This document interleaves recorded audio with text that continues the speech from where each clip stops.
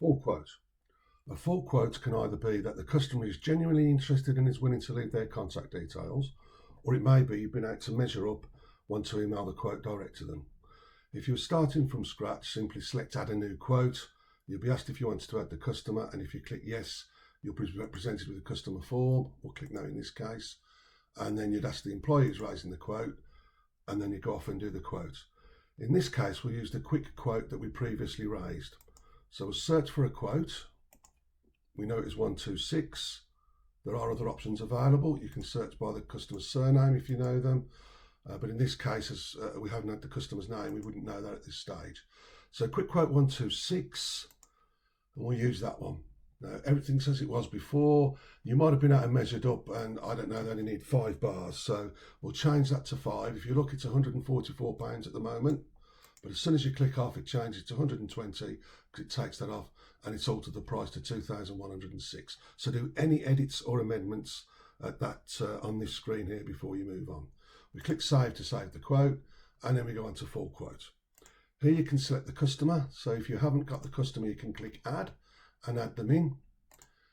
But in this case, to save time, we'll just pick one that we've made up earlier. In this case, Barney Rubble. If the invoice is being sent to somebody else, you can click who it's being sent to. That may be a builder, for instance, so you can put the builder in there. Again, that can be reported on later. At this stage, it's still a quote, so it's just open. We're going to put in here some email footer text. And in here, in-house notes, I'll explain what these are in a second. Fitter notes 01. Just highlight that and copy it to save some time. Okay, so you'll see where this comes in a minute.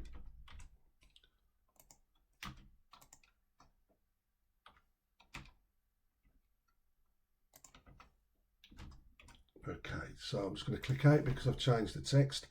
At this stage now, when you send, you can look at a job sheet now, but we'll look at this later. This is the preview of the job sheet. Those fitter notes 1, 2 and 3 will come up in the job notes, which, as I say, we'll explain later.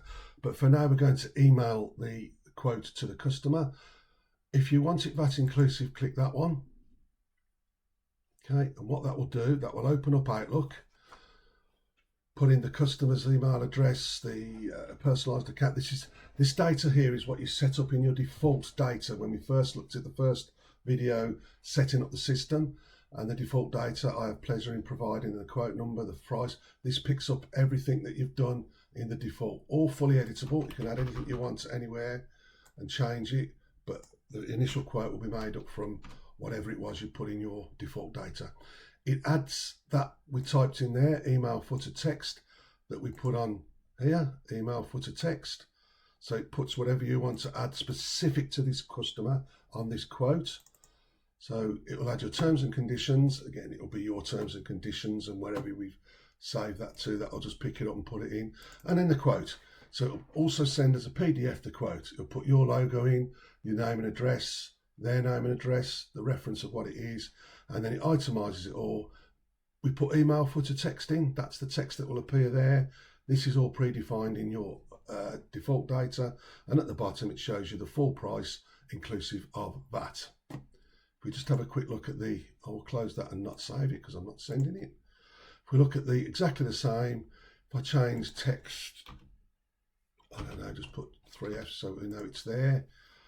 Save the quote and then do the email VAT detail this time, just to show you it's slightly different. It's put that FFF in or whatever it is you want to put, but this time it's added the quote that's got the full price there, £2,082.25, but down here it's got £1735.21 is the VATable total, £347.04 is the VAT amount.